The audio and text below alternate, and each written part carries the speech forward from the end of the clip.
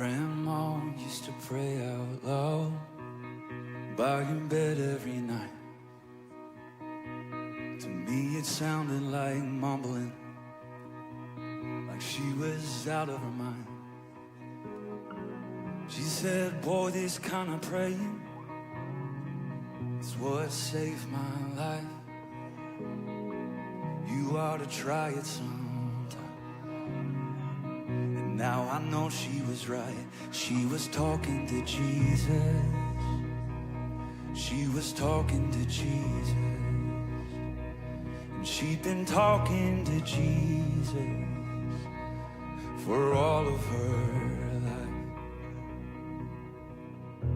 And Mama used to drag me to church Sunday mornings and Wednesday night. Khaki pants and a polo shirt. Boy, I put up a fight. She said, son, one day you'll thank me for having God in your life. And yeah, I know she was right.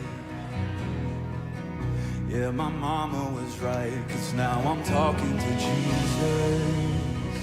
She got me talking to Jesus. She got me talking to Jesus. Yeah, my mama was right, 'cause now I'm talking to Jesus. Yeah, I love talking to Jesus. And I'll be talking to Jesus for the rest of my life. What a friend we have in Jesus.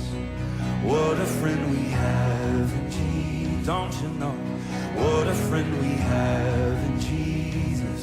Oh, what a friend we have. What a friend we have in Jesus. What a friend we have in Jesus. What a friend we have in Jesus. Oh, I've got 3 of my own now, trying to raise them upright. My oldest is 15, and I remember what that was like, trying to deal.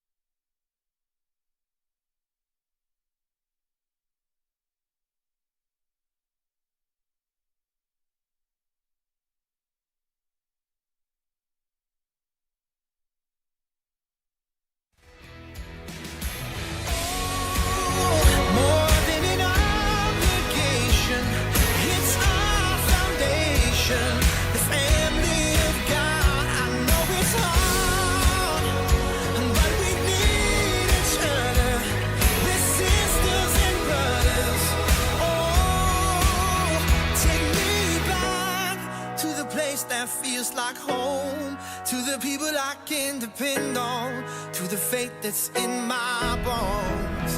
Take me back to a preacher and a verse, where they've seen me at my worst, to the love I had at first. Oh, I wanna go to church. Yeah, I wanna go to church.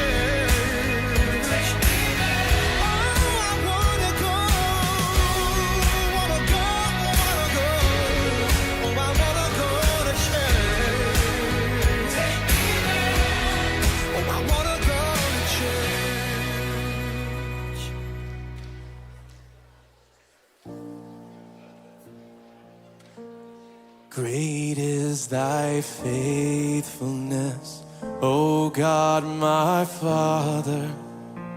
There is no shadow of turning with thee. Thou changest not, thy compassions, they fail not. As thou hast been, thou forever will be. And great is thy faithfulness, great is thy faithfulness. Morning by morning, new mercies I see. All I have needed, thy hand hath provided. Great is thy faithfulness, Lord, unto me.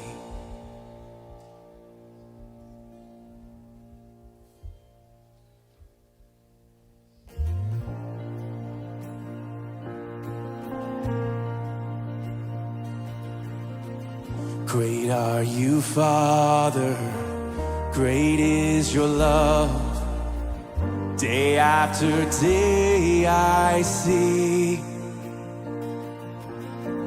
who was and is and who is to come is watching over me. You write my story, you win my wars, you give unending grace.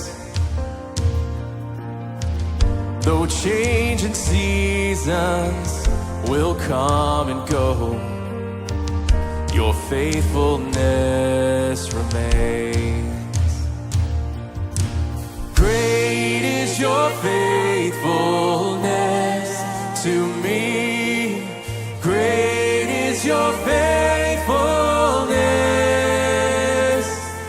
Your goodness and mercy follow me. Great is your faithfulness. Lord, I will follow, so take the lead. My life is not my own. Take my surrender, take all I am. I trust in you alone. And oh, when the night falls all around, if darkness should come my way, with songs of victory, you lead me on until that glorious day.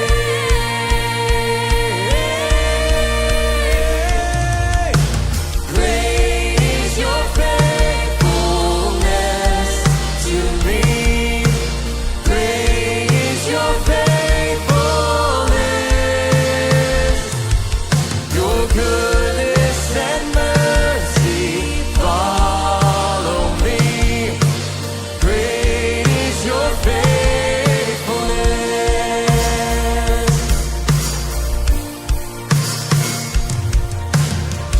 When stars surrender, the sun gives way, and when my race is run, with hosts of heaven, I will confess, great is your faithfulness. With hosts of heaven, I will confess, great is your faithfulness. Great is your faithfulness to me. Great is your faithfulness.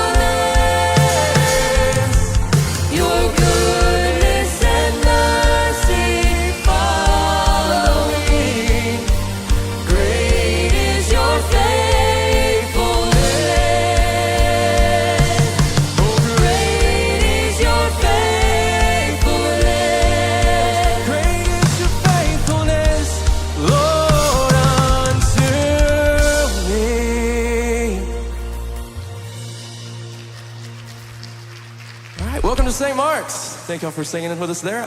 Let's just continue worshiping together. All right.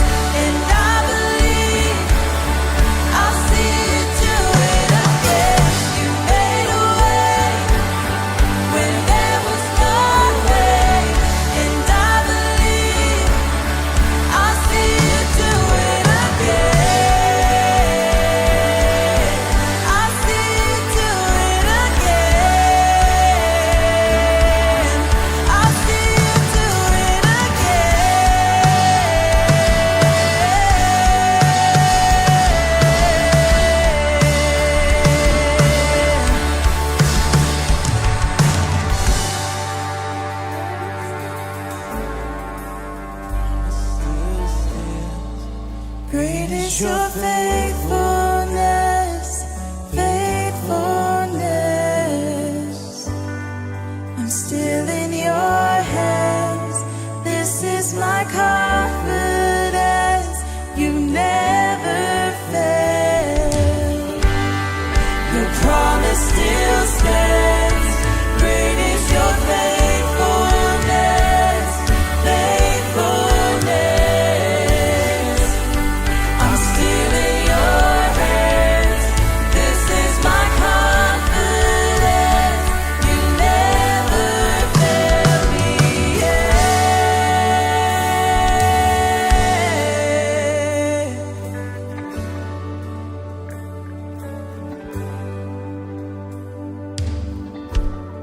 Father, we celebrate this morning your faithfulness. That no matter what we're facing, what we're going through, you are for us. No matter what mountain we face, we have the knowledge that you've already commanded it to move. Father, we thank you and we praise you for that this morning. In your son's name I pray, amen.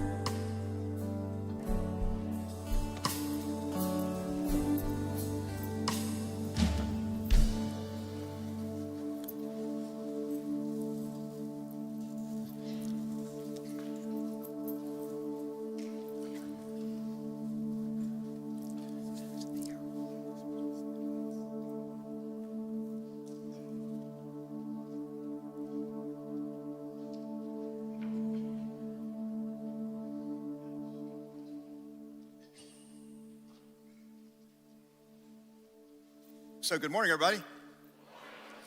My name is Bob, and I live here. I'm one of the pastors, and I'm glad you're here. You want to meet a new pastor? All right, come on, Pete.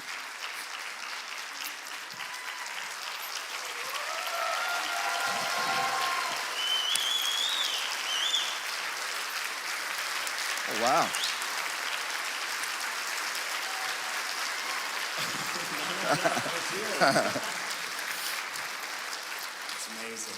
All right, thank y'all.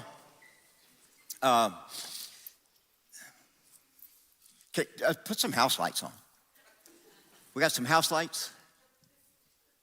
You've never been up here before, have you? Not with people in the room. Okay, yeah. You know, can we I've get snuck house up lights here during the week? But oh, there you go, amazing. Just look around there. Yeah, thank you guys all for Say, being here. Yeah. Hey, look, don't be intimidated. All right, fair enough. There are only a few people in here that are troublesome. Good. Turn those house lights back up. I'm going to point to them. Okay, I'm going to show you who they are. Perfect. There you go. Yeah. Great. I got one of them sitting here in front row. So. Oh yeah. Hey, Deb, you're not you, Deb, right? No. Deb's already treated me to coffee, so. That's right. Yeah, I we're saw good I saw her buy coffee the other day. Yeah. They'll do that for a while. All right. You know, and then, you know, and then after a while, it's like you're on your own, son. So. Yeah, I haven't had a chance to drink my coffee yet, though, because I've been shaking so many hands. Yeah, I know. All right, so we'll fix that in a little bit. So, all right. Is there anybody? Do you see anybody in here that you'd like to know about? There you go, just right here on the spot. You yeah, know, sure. I want to get to know everybody here, Bob. So, really? Just nobody in particular? Oh gosh, Ben. I hate you sitting up so close, Ben. Have you met Ben yet? I met Ben earlier, and you know, he's a man after my own heart, serving with the students. I love it. So, very cool. But no, maybe not. Stay away. Well, I mean, don't totally blow your assertiveness and your discernment right off the bat. Okay, all right. In other words, you'll get to know Ben. There you go. Yeah. We'll take our time. Hey, you give him some funky clothes to dress in, would you? Oh yeah, look at there. You got it. So this is your first time here in person, yes, at least live. Do you? What would you say to this group of people who already love who you are and your family? So say something. And no, we just want to say thank you to everyone here. We've just been blown away just throughout the process, but also throughout this past week. getting a chance to get to know so many of just the vibrant community here at St. Mark's. It's just felt like a warm embrace. It's already felt like home. Earlier in the week, Archer had a little spill, our youngest, and he was kind of favoring his wrist, and so we were kind of in the middle of a panic during the house hunt, and sure enough, Dick Thomas came over in the middle of the night to check on him, and it just felt like a place we've been for a long time. But we're really thrilled to be here and to be getting to know all of you. As I shared in the video a couple weeks ago, this has been a leap of faith, but one in which we have just experienced God and his movement every step of the way, and being down here and in person and meeting so much of the community that has been clear that while this is new, while this is a challenge for both of us, God is there by our side and walking us through this season. And so we can't wait to get started. I'm feeling a sense of sadness to board the plane tomorrow. I'm not ready to go back to Chicago yet, but we're just really excited to get down here and start partnering with you all. And I think I say you all a lot, and I think that I need to shorten that a little bit. That's what I've been told. So I'll work on that. I don't want to be unnatural yet. So. But really looking forward to being in community with you and getting to know your stories and just your testimonies of how God has used St. Mark's and the legacy of Bob just to shape your own faith journeys. So repeat after me. All right. Y'all. Y'all. Is that good? Mm-hmm. Got it. Okay. And you might even want to practice y'alls. Y'alls. That just means a whole bunch of y'all. That's okay. Y'alls. What's the distinguishing mark when you go from y'all to y'alls? I've never learned. Okay. All so right. I don't know what it is. You just got to feel it All right, out. so perfect.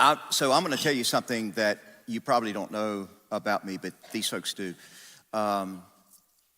It's been pretty troublesome in my life, and they know this.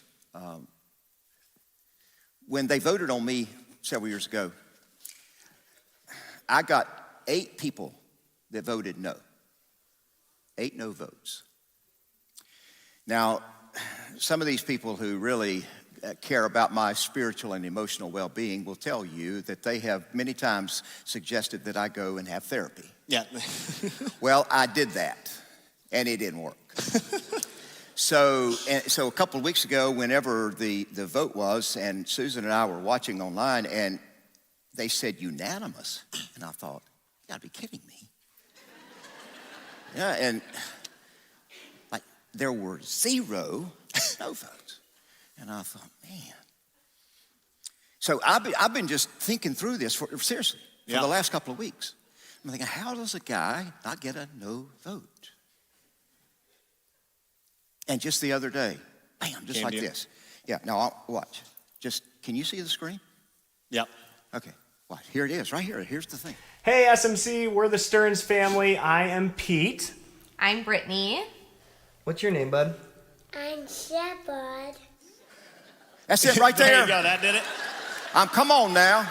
Well, and I was gonna say, is one of two things. It's either my cute boys, but second, and I mean this honestly, it is such a testament to your leadership and the leadership of the team that has come alongside during this process. And I get choked up with that, but that vote cannot possibly have been a reflection of one 8-minute video, although Seth and Rob, it was a great one. But it's certainly just a reflection of just the trust that the church places in your hands and Joanne and the rest of the search committee. And so we know that vote of unity, that was one of my prayers that morning, is that there would be just a vote of unity along the leadership. Yeah. Unanimous means unity. Yeah, exactly. So let's give a round of applause to all those folks. So, even the bad people here wouldn't have voted against Shepherd. That's right, or Smith. I'm Shepherd. In fact, look, just. I'm Shepherd. I'm Shepherd. I'm Shepherd. I'm Shepherd. Yeah. There you go. You really got to purse the lips around the teeth. Oh, yeah. That's what does it. Yeah, I got Shepherd. that. We also, I think I heard this in the video, that you have already developed a passion for the cinnamon rolls. Oh, yeah. I had some dropped off for me this week, so. Did you? Yeah, I need more product placement up here because it ends up giving me some stuff. If you'll stop by the cafe after church, I'm not making this up. Okay.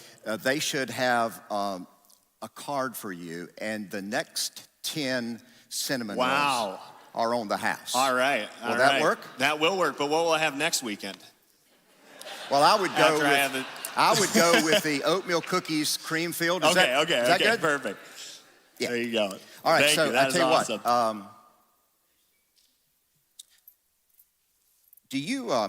Have you ever heard of Dwight Eisenhower? I have. Okay, that's good. Yeah, exactly. Mr. Eisenhower was the president of the United States when I was born. Okay. That's him. Okay?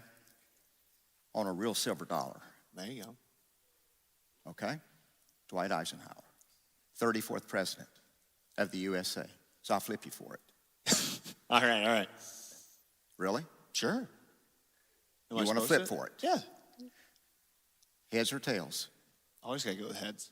You're going with heads. If it comes up heads, you're preaching today. Oh, there you go. Yeah, I'm not flipping for that. Never mind. Forget it. We're flipping for preaching. Forget it. Really? Yeah, no. All right, catch it. Now I want tails. There you go. You gonna catch it? Yeah. What? Tails. Yeah, you got to be kidding me. I mean, I got the peak at the heads, and I was like, yeah, we're flipping that one right there. All right, There you go. Hey, by the way, do you sing? No. I mean, in the shower, but. Okay. And, veggie tails, those kinds of things, but. That's but good. nothing up here. That's a perfect response. Exactly. Because I don't sing either. Oh, yeah, there you go. But we're going to sing. You and I are going to sing. All right, am I supposed to stand up here? Yes, please. All right. So, are y'all ready? Yes. Will you sing with us? Should we cut our mics off? Yeah, I hope so. Yeah. What are we about to sing? I don't even know. This is all unscripted, just so you all know. I didn't know I was going to be singing up now, here. At the 11 o'clock service, he's going to know all this, which is going to blow it. So, exactly. Everybody sing along with us.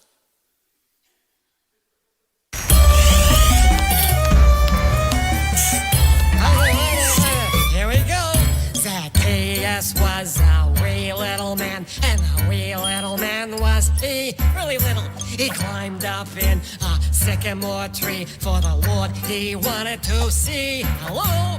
And as the Savior passed that way, he looked up in the tree, and he said, Zacchaeus, you come down, for I'm going to your house today. Yes, I'm going to your house today. All right, everybody. Okay.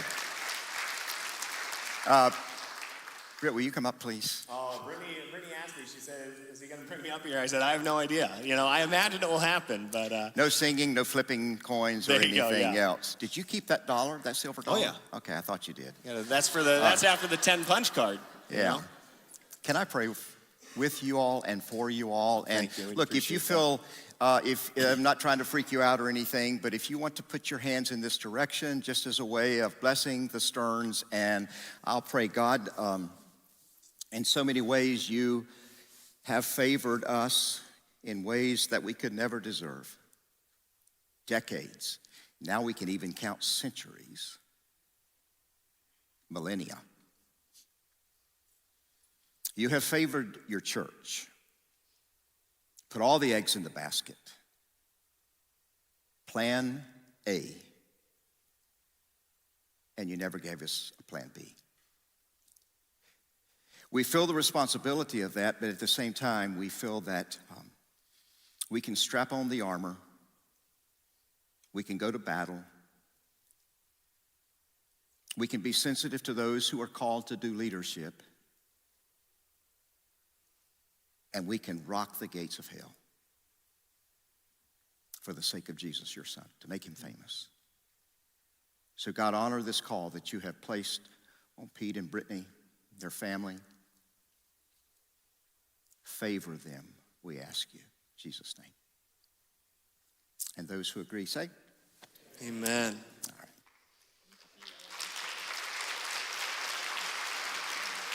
Thanks, Bob.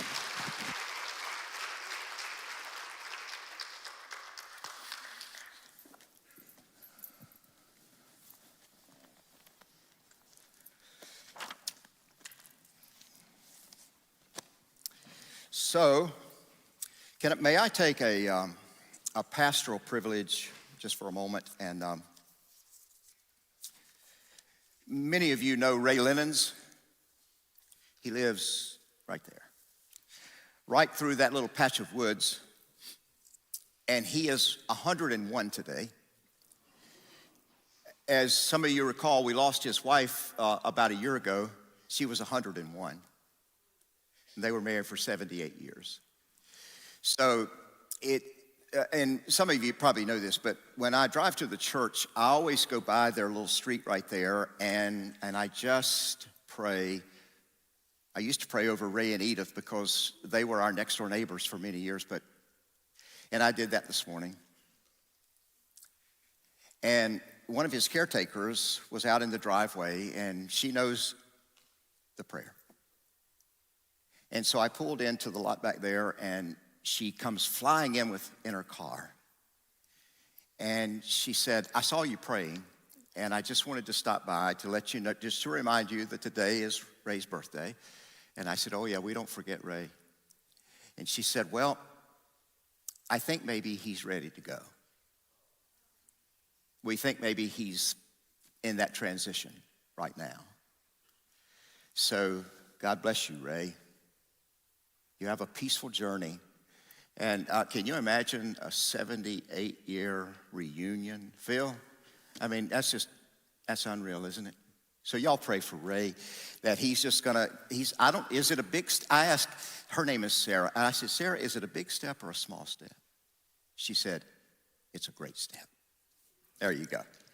All right, well, welcome to SMC. By the way, here's Ray's latest book.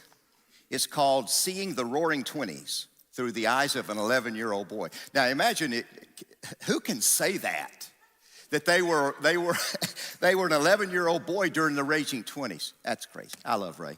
All right, so welcome again.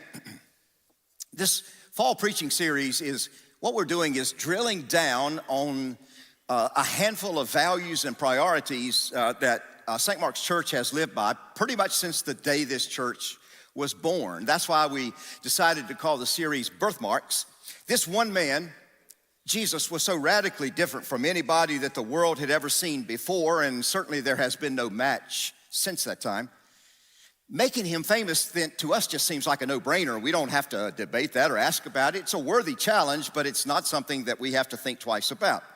When SMC was in year 6, in 1861, just prior to the Civil War, our founding pastor, Dr. George W. Welker, he wrote in his journal, he was talking about this church. St. Mark's was about ready to break a little bit of ground down here on the corner to erect their first church building, a small 40 by 60 white frame building. And here's what Dr. Welker wrote in his journal. Gives me cold chills every time. When by the hand of God, we lay a foundation for the work for Jesus, we must forever hold on to the encouragement of our forefathers who came here before us. So we will hold on to their spirit of adventure. We will break new ground into an unknown future. We cannot see very far ahead, but it is crucial that we see at least to the horizon, to the land yet to be won for Jesus. That is our legacy. The Jesus strategy that Mr. Welker embraced was very clear. It was the plan of Jesus from the first day he was going to pour his life into a small group of apprentices. He selected 12. He mentored these men for a little more than 3 years, and then he turned over the future expansion of that movement, put that into their hands. Maybe you remember his final words on planet Earth, crystal clear. We call it the Great Commission. Jesus said, go and make disciples. Teach these new disciples to obey all the commands that I've given you. Well, that seems like that's a pretty daunting task, all the commands. But remember that when Jesus was challenged one day to simplify the commands, a guy said, can you pare it down for me? Can you net it out? Can you summarize these commands of God? Can you decipher things for me? And here's what Jesus said in response. Jesus replied, "You must love the Lord your God with all your heart, all your soul, and all your mind. This is the first and greatest commandment. However, a second is equally important. Love your neighbor as yourself." And then Jesus said, "The entire law and all the demands of the prophets are based on those two commandments." I'm telling you, Jesus seriously reduced the commands handed down through his own Jewish tradition to just two: love God, love people. His blueprint was simple. He surrounded himself with some student apprentices, and he just taught them for several years how to love God, how to love people, and then they were to go and teach other people the same thing. Who would teach others? How were they going to keep this thing rolling? And here we are. We're still on the receiving end of those generations, like Dr. Welker and so many thousands of others, whose discipleship strategy will work because Jesus honored it. It will work with amazing effectiveness and excellence. Dr. Welker was born November the 3rd, 1817. He was born in Pennsylvania. Now, somebody taught him the gospel. A mom, a dad, a grandparent, somebody taught him. And then at a certain point in his life, God called him to continue that tradition. One of the ways that Jesus challenges us, he said, "Take my yoke on you." You're probably familiar with those words. What he was saying is, it's like a farmer who connects some of his work animals with this yoke. Now, the yoke is there for several reasons. One is it enables the animals to simply work in tandem, to work in sync with each other. That way they can accomplish more. But it also, this strategically divvies up the load. And so when you divide the load between two animals and you use a yoke to make it easier, well, you understand. So the strategy of Jesus was that we would be yoked together with other people who are devoted to the same truth that we are, and then working together in step, in sync with like-minded people, then we can achieve what God has called us to do. But the fact is that most of the things in life, have you ever figured this out, don't stay yoked together forever? Sometimes it needs some attention. For example, my auto mechanic, he knows that the alignment on my car, and I'm not even sure what that means, but he says it's important, that it's the alignment on my car sometimes gets out of whack. So every now and then when the car's in for service, he checks the alignment, and occasionally he'll say, needs a little bit of attention. A marriage, for example, needs balance in order to keep it strong. And plenty of you can certainly testify, I can too. What happens if you get a little careless along the way and the alignment to priorities in your marriage get just a little out of whack? Business teams, they have to work hard together to keep themselves coordinated and with traction and productivity, and certainly local churches. Maybe as much as anybody, we have to stay in line with the mission and vision of Christ in order to reach our full redemptive potential. If you've ever attended a church and you got a sense that maybe their vision was a little fuzzy, or maybe they were having a hard time clarifying their mission, and if you ever got frustrated because, well, we just can't figure out where these people want to go, and they don't seem to have a sense of how to get there, it was most likely because they had lost touch with this yoke, that they had failed to stay aligned around a clear strategy. The word that Jesus used, remember? Follow me, he said. Now, in the original language, that means go with me. Walk with me. Go where I go. Watch me. Learn from me. Do what I do. Take my yoke on you. That's why everything that we do and every decision that we make around here points in one direction: make Jesus famous. There's several thousands of us, and we're yoked together around one simple vision. It's a powerful thing. Remember what Jesus did not say. He said the world will He did not say the world will know you are my disciples if you get your theology right and your doctrines right and your church governance right. Oh, no. Now, Jesus said, the world will know that you follow me by the way you love God, love people.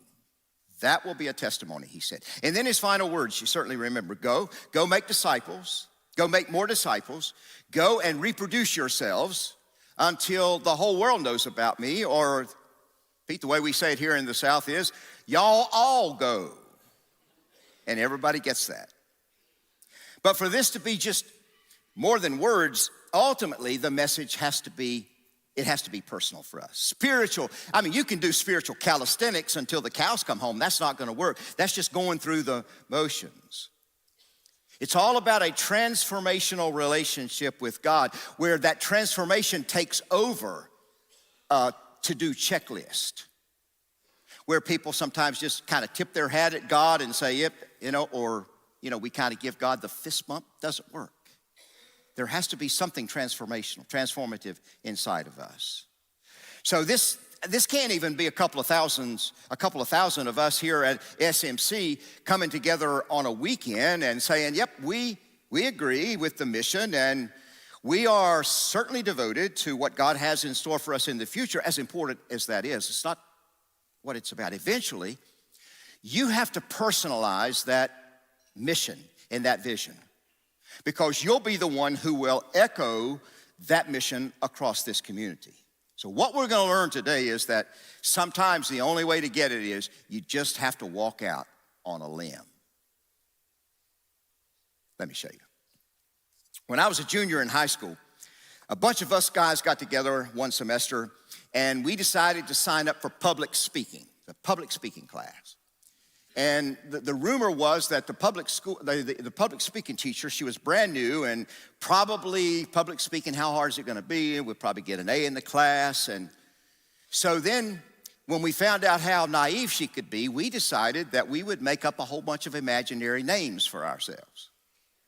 Now remember, this is back before there were computer programs and nobody had a student ID or anything. And so we just made up a bunch of crazy names and she bought right into it.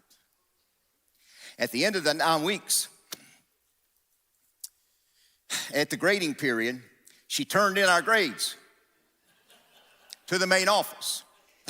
And imagine her shock when somebody from administration buzzed her and said, we got a problem matching your grades up with these unknown students.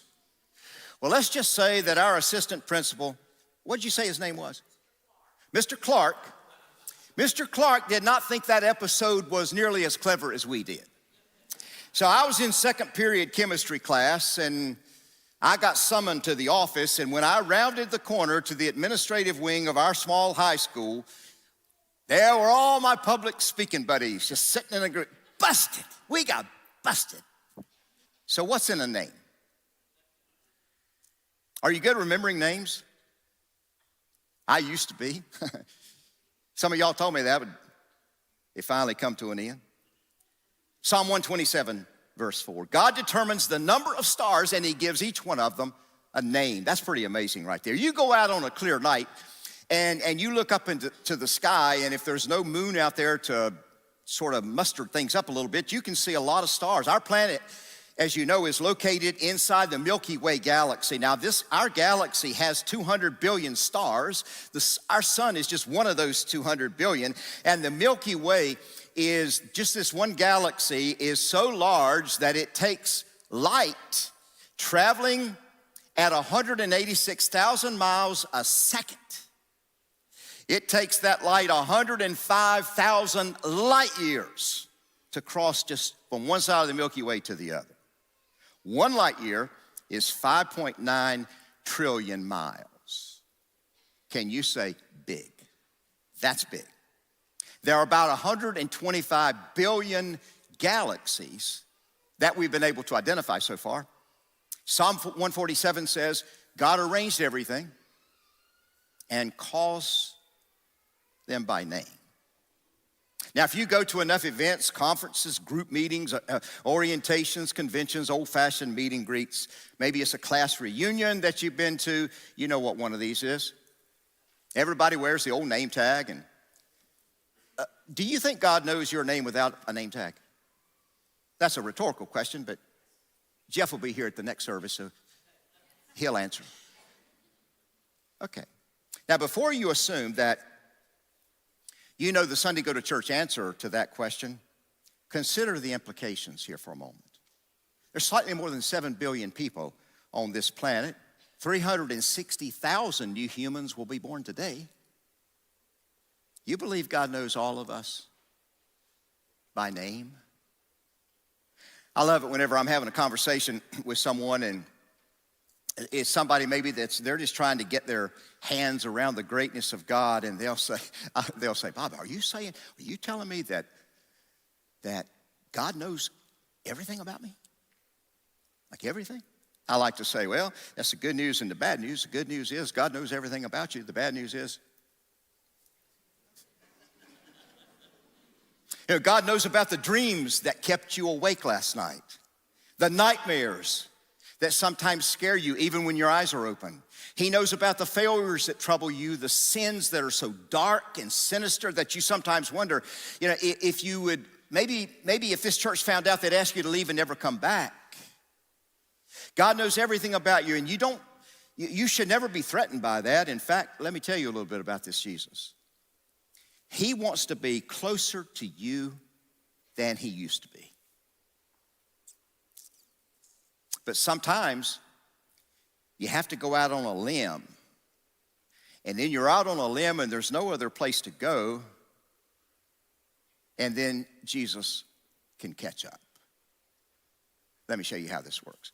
In our study today, we're going to watch Jesus interact with a guy. This guy's got such a checkered past. He would make some of y'all look like an altar boy or a Girl Scout. Here's a map. Let me orient you to where we're going to be today. This is a map of Israel. You got region of Galilee in the north, Samaria here in the middle, and Judea in the south. Jesus was raised here in the city of Nazareth, Jerusalem, the capital of the country.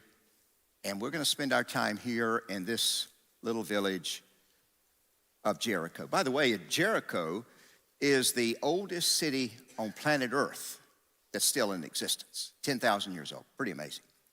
So a couple of thousand years ago, right here in Jericho, there was a little baby born and to Jewish parents, and I'm guessing they took him over to the village priest when it was time to do the religious duty and have their son circumcised, and his parents wrote on his birth certificate his name, Zacchaeus, they said. Now, I'm sure his parents never imagined that this little boy would grow up and someday become an agent for the Internal Revenue Service. Not only that, but working for the occupying country of Rome. I've given you plenty of, you've heard me talk a lot about the background of tax collectors, but just a quick reminder. Don't forget that first century Israel, can we put that map back up? This is Israel. First century Israel had been conquered by the Romans in 63 BC, about 6 decades before Jesus was born. And they dominated this country for the next 539 years. Now, the only means that the Romans had to maintain command and control was through an aggressive system of taxation. And if you know a little bit maybe about world history at the time of Jesus, then you know that there was basically only one golden rule. Those with the gold get to make the rules. And that's the way it was. So the Romans, they were intent, their intention was to eventually conquer the entire known world. And so by the beginning of the first century, right around the time when Jesus was born, they had just about accomplished their conquest. They were the biggest and the baddest. So look at this. I'm not sure what color this looks like to you. It looks sort of burgundy red to me, but everything that you see when Jesus was born had been conquered by the Romans. Essentially the known world in their day. Everything, the entire Mediterranean Sea was surrounded by the Roman Empire. Can you imagine what it was like to have that kind of domination and control? But that would demand an enormous amount of money. So just the infrastructure alone, that was going to be huge. The Romans were exceptional when it comes to civil engineering, and they built an enviable highway system all across this region, second to none in their day. Not to mention, imagine what it's like to have to pay for a large, well-equipped military that had to keep peace in this entire region. So guess how they did it? Can you say taxes? That's how. Lots of taxes. And that meant that you had to create and establish a broad tax base. Here's how it works. The Romans would conquer a region, let's say Israel, right here. They would conquer a region, overpower the people with some strong-arm tactics. They would assign a governor who would be in charge of the region. And instead of sending in their own tax agents, they would recruit some of the locals to do the dirty work. So if you had an interest maybe in a government job, which, by the way, probably would be a lucrative vocation, you would apply for the job. And so Zacchaeus makes a decision to enter the application process. We'll take Jericho as an example. If you were interested in being a part of the tax collection business in Jericho, you would submit a bid. Your bid would say, this is how much money I think I can collect in taxes by any means necessary. And if you were the high bidder, then you would be granted a contract. This would be your region, let's say Jericho. Now, after the Romans received whatever their tax cut was, their quota, anything else you could keep for yourself by any means necessary. There was good money in tax collecting. Not exactly a way to win friends and influence your neighbors and friends, but Zacchaeus had been known in Jericho since he was a kid. And now here he is working for the other side. Now think about that for a minute.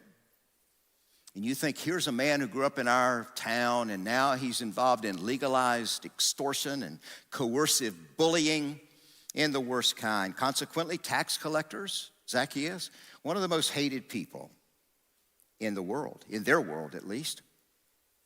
In fact, the tax collectors had to have military protection, sort of like the, what would we say, the IRS bodyguards or something like that, Secret Service. Tax collectors had sold their soul to the enemy, greedy renegades, double agents. And if that's not bad enough, watch this. Jesus entered Jericho and made his way through town. There was a man there named Zacchaeus. He was the chief tax collector in the region, and he had become very rich. He was the chief tax collector. That means that Zacchaeus was kind of like an independent contractor. He had other tax agents who were working underneath him and very rich. I mean, this dude was loaded. He's kind of like the poster child for wealth and success. He's got power, he's rich, he's infamous, he's lonely, and he's seriously lost. There's a price to pay, isn't there, when you sort of wall yourself off from the people who could care for you. How many times do you think Zacchaeus might have asked himself, you know, he's got all the money that he needed. Is this all there is? Is this my whole life here? How do I know that he might have asked that question? Because his story tells us that there was something seriously missing at the center of his life. When Jesus comes through Jericho on this particular day, it's pretty obvious that Zacchaeus at least knows who this rabbi is. By this time in the ministry of Jesus, in his public ministry, his reputation preceded him wherever he traveled. And I would imagine that word had kind of trickled down to Jericho. Do we have a map again? Yeah. So the ministry headquarters of Jesus right here on the northwest shores of the Sea of Galilee. And you'll notice that there is most of the time when people would travel from Galilee down to Judea, they would take this path, this is the Jordan River, and this was kind of a valley. And so Jesus has made his way here, and he's walking through Jerusalem. It's about 100 miles. I wonder if maybe Zacchaeus had heard a rumor about this guy. Maybe one of the apprentices of Jesus. Maybe, you think maybe Zacchaeus had heard that one of his one of his guys was a tax collector. How'd that happen? Luke describes the moment like this. Jesus entered Jericho and made his way through the town. There was a man there named Zacchaeus. He was a chief tax collector in the region, and he had become very rich. He tried to get a look at Jesus, but he was too short to see over the crowd, so he ran ahead and climbed a sycamore tree, a fig tree, beside the road, for Jesus was going to pass that way. Why a sycamore tree? Probably because sycamore trees typically have low-hanging limbs, sturdy, low-hanging limbs. So Zacchaeus steps up on one or two of those limbs because he was a little guy. He was a wee little guy, wasn't he? Wee little or something. Climbs up on this limb. Now imagine a prominent business leader up in a tree at a parade. Notorious business leader, tax agent.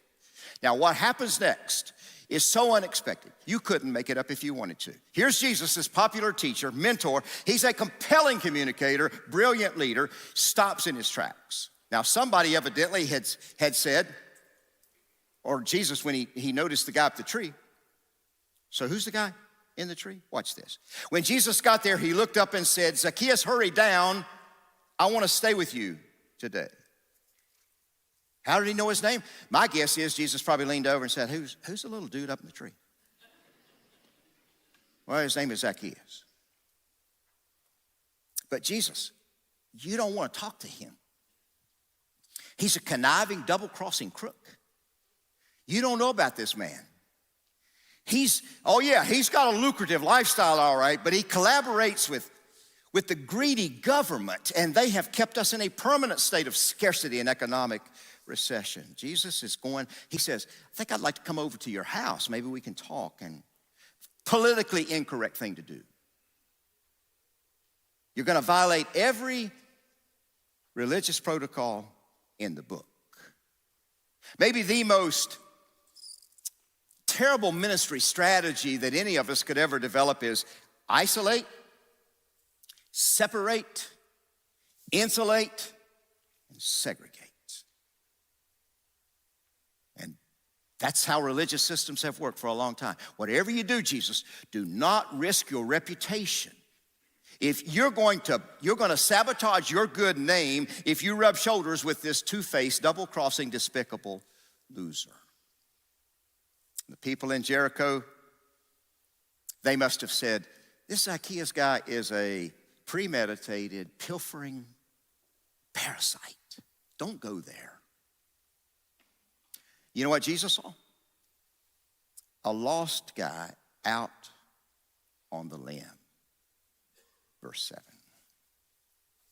The people were displeased.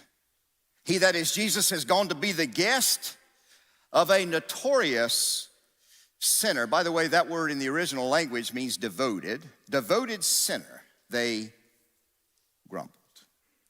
So for the first time in this sequence of events, you start to get a glimpse into the gospel that Jesus came to live and die for. Jesus knows about tax collectors. He's got a guy on his team, for crying out loud, who used to be one. Matthew. Jesus tells Zacchaeus, hey, let's go over to your house. I'm here to show you an alternative way to do life. Well, Zacchaeus, here's a guy who desperately needs somebody to say to him, if you need a second or third or fourth chance, if you need forgiveness and restoration, I'm here to show you how it works. In fact, Luke never gives us any details about the conversation over at Zacchaeus at the house, but don't miss how this narrative comes to an end. Jesus responded, I presume talking to Zacchaeus, salvation has come to this house today. What does that mean? For the Son of Man came to seek and save those who are lost. Jesus said, I've come on a search and rescue mission.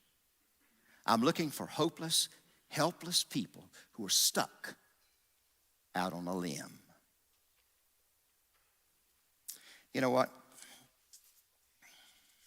I would wager with you that somebody came to this church today, or somebody's watching us online, and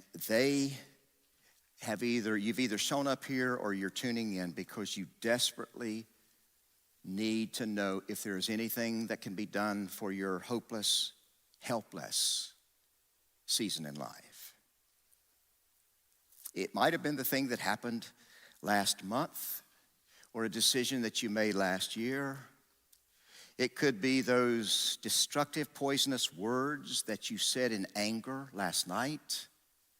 It might be a careless, reckless choice that you made week before last. If you showed up here today and you're carrying around some regret, some guilt and shame, and the last person that you would ever want to know about that would be Jesus. He already knows.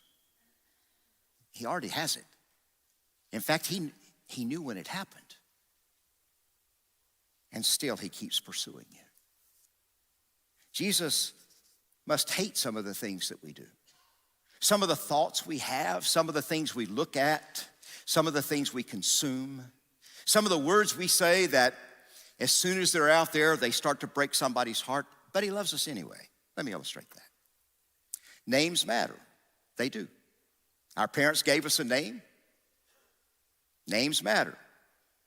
Maybe right before we were born, or in our day, we didn't know what the gender was going to be, so we had to have several options. But have you noticed how we just don't do names anymore? We do numbers.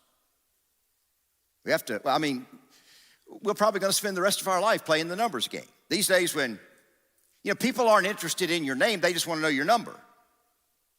Have you noticed that? You call your doctor to make an appointment, or you stop by the pharmacy to pick up a prescription, and you say your name, what's the first thing they say? When were you born? When was your birthday? A few weeks ago, I needed to pick up a prescription, so I could tell that the woman behind the desk was super busy, and she was distracted, and so she said, "Sir, do you know your birthday?" And I said, "Yes." And she didn't respond. No response. But then I think it hit her, and she said, "Well, can you tell me?" And I said, "Yes. I sure can." And I said, "Well, you mean you want me to tell you right now?" And she said, "That would be helpful." These days, we got social security numbers and PIN numbers and phone numbers and student ID numbers and passport numbers. And we've got dozens of passwords. And how many of those passwords, it says, you got to put a couple numbers in there. We have driver's license numbers. Students keep close tabs on their GPA numbers. At the YMCA, I've got a locker number. This time of year, high school students are really anxious when they start getting their SAT numbers back. Occasionally, once in a while, somebody will say, "Hey, Bob, do you probably help out with the football program over at Elon, so do you know a kid?" And I'll sometimes say, "Yeah, I know all the kids. What's his number?" Because it's more helpful to, sometimes I do this once a week, so sometime about Wednesday or Thursday, I'll call our head coach and I say, "All right, so you got a game plan for next week?" And so this past week when I called and I said, "Just give me the numbers." And this week he gave me 80,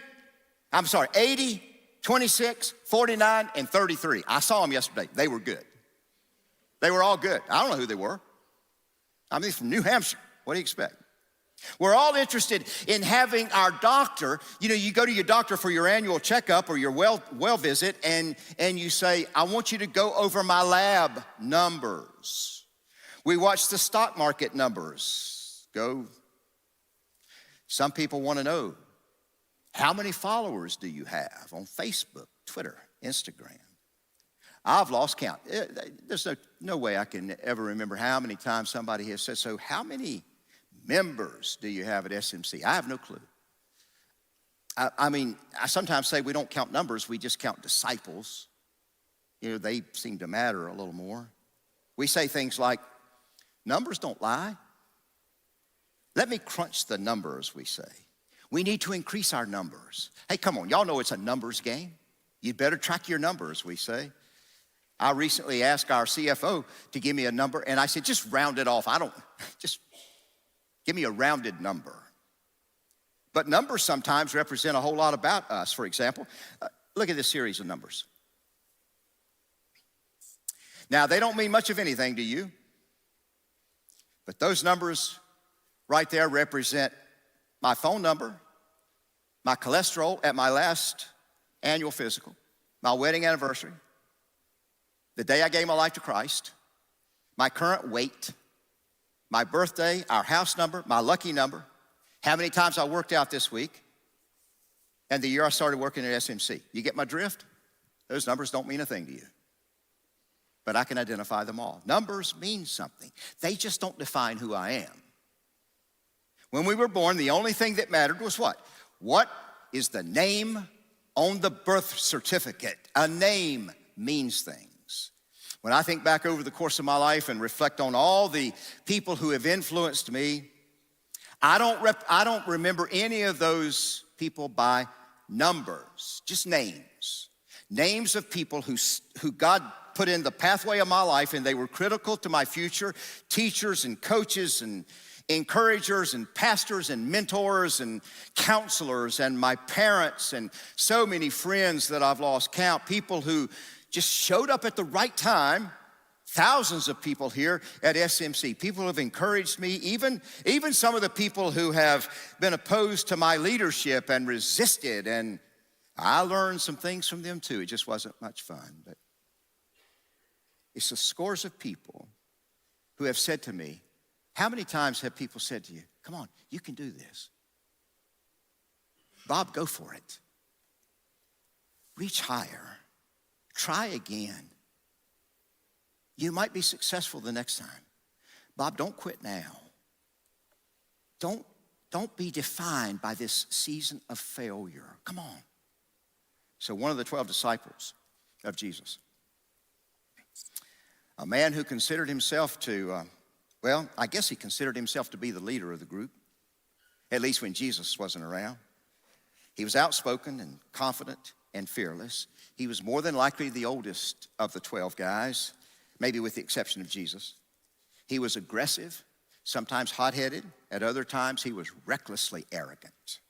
He was typically the first one of the 12 to speak out, to step up, to call out. He was also the first one who bailed out a couple times when the going got tough. Jesus seemed to spend a disproportionate amount of time and energy sort of directing and redirecting this man's life, cleaning something up after he messed up, coaching, correcting, adjusting, and encouraging. You know who I'm talking about? Who? No. His name is Simon. His name was Simon. Jesus gave him a nickname, Petros, which means rock. No matter what Simon Peter did, or what he didn't do, including a moment in his life when he boldly announced that he had no clue who Jesus was. Jesus restored him, forgave him, honored him with a strategic leadership position for the future of the movement. An impulsive man speaking before he thought sometimes, the last one to back down, and Jesus said, come on, Simon, I need you. Rocky is the word. If you read the book of Acts, chapter 2, Peter gave the first Christian sermon ever in our history. It was pretty bold. That's an understatement. Very courageous. Maybe the most courageous sermon I've ever read. It's one for the ages. And that sermon could all be traced back to the day when Jesus first met this guy, somewhere on the fishing shores of the Sea of Galilee, not far from Capernaum, and said, Simon, follow me. What does it mean? Go with me. Watch me. I'm telling you, SMC, once you start to follow Jesus, God then begins to invite you to become a strategic player in the story that he's writing. You go into the Hebrew Bible of the Old Testament, God called a man named Moses and said, I think I'm going to use you to lead the greatest freedom movement in the history of the world. Did God tap Moses on the shoulders because he was a great leader or a fearless public speaker? No, he was neither of those things. God didn't say, hey, Moses, don't worry, I'm going to make you stronger and better and creative and popular, and you're going to, no. You know what God said to Moses? Same thing he said to these brothers, Simon and Andrew. Same thing he said to Zacchaeus. Later, he said it to Paul. He said it to dozens of you and deployed you into what might have been one of the scariest and biggest moments of your life. What did he say? I'll be with you. Go. I'll be with you. Same thing that God said to me 49 years ago when I started feeling this strong voice of God to calling me into full-time ministry. And I knew I was inadequate. Holy cow, are you kidding me? But God said, Bob, take my yoke. Let's walk in tandem. Let's go together, and I'll be right by your side. Same thing, God spoke to a small group of people, 31 German-speaking immigrants. And God said, you go, SMC, and I'll go with you. When this church was organized in January of 1855, our country was covered in the quagmire of slavery. There was one man who was born in the state of Illinois, and he had been reading for several years about another young politician in Great Britain, a member of the British Parliament by the name of William Wilberforce. Wilberforce had devoted his entire political career to eradicate the curse of slavery from Great Britain. It took him a lifetime. In fact, William Wilberforce died just 3 days before Great Britain signed the Abolition of Slavery Act in July of 1833. So glad he got to see that. My favorite biography of this Illinois congressman, he was 38 years old. His name was Abraham Lincoln.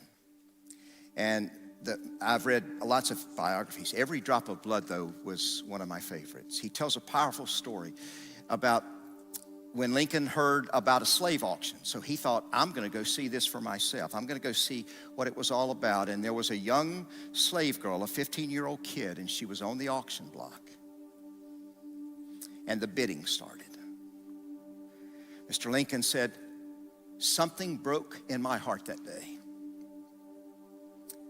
And he started bidding on that girl, and he purchased her. And as soon as she stepped off the sales block there, Lincoln said to her slave master, take her chains off. And he said to her, you are free. She said, free? Sir, what does it mean to be free? And Lincoln said, it means you can go anywhere you want to go. Tears started streaming down this young black teenager's face. And she said, then, sir, I'll go with you because you are the person who set me free. Jesus said, Zacchaeus, take off your chains. You are free. Jesus said to Peter, hey, Rocky, you can't serve me in those chains. Get rid of it. Take the chains off. Go tell the story of how I can set people free. Jesus said to me almost 50 years ago, 17-year-old high school kid, Bob, I love you like a son, and someday I'll use you to tell my redemptive story of how we are set in motion to abolish the slavery of sin. Remember that when God showed up on this planet, he didn't come here to take sides, everybody. He came to take over and to set us free. And today he calls you by name. Take off the chains. Walk out on a limb into the only game that really matters.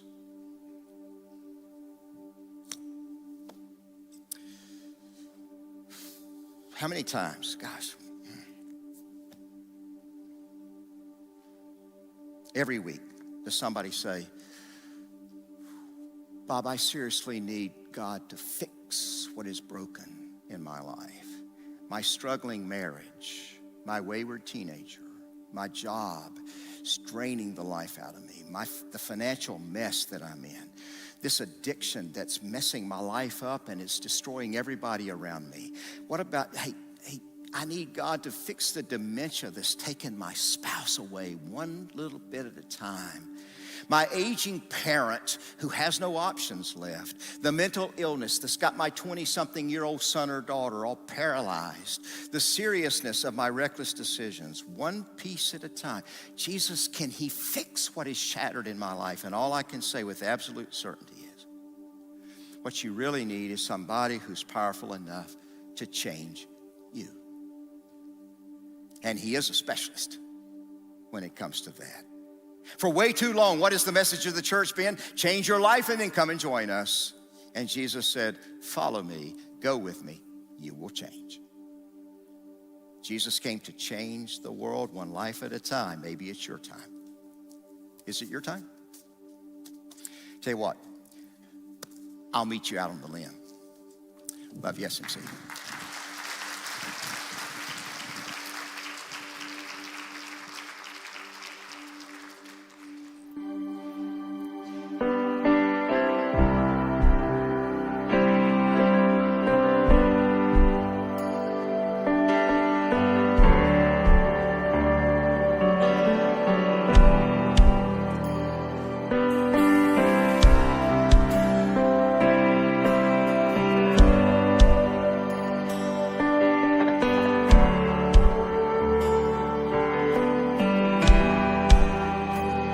You are here, moving in our midst.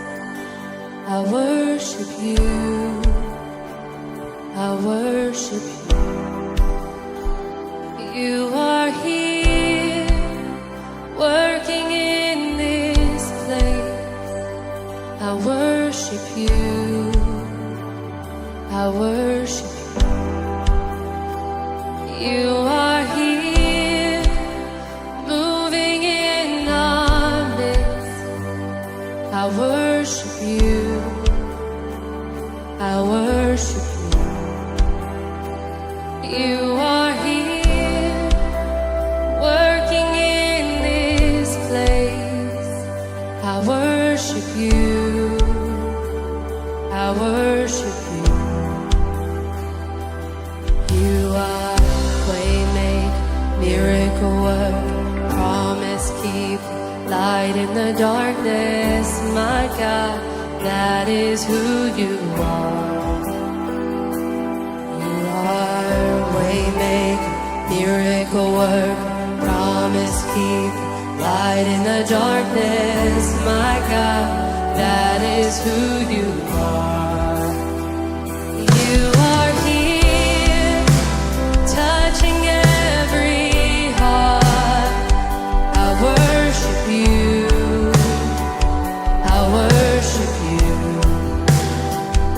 You are here, healing every life. I worship you. I worship you.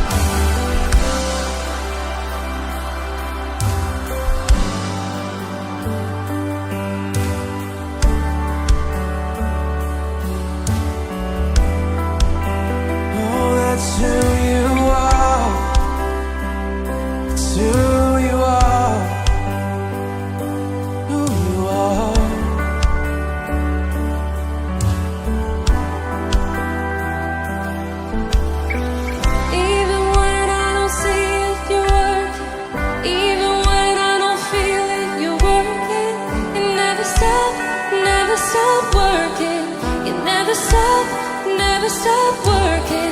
Even when I don't see it, you're working. Even when I don't feel it, you're working.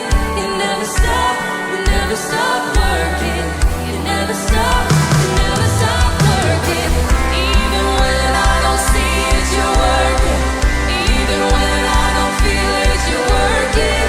You never stop working.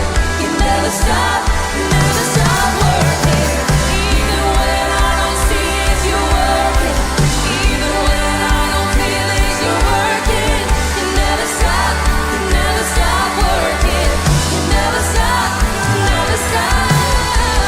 Waymaker, miracle worker, promise keeper, light in the darkness. My God, that is who you are.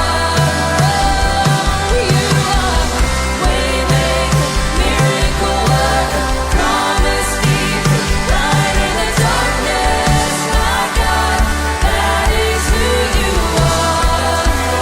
That is who you are. That is who you are. That is who you are. That is who you are. That is who you are. That is who you are. That is who you are. That is who you are. Waymaker, miracle worker, promise keeper, light in the darkness. My God, that is who you are. You are waymaker, miracle worker, promise keeper, light in the darkness. My God, that is who you are.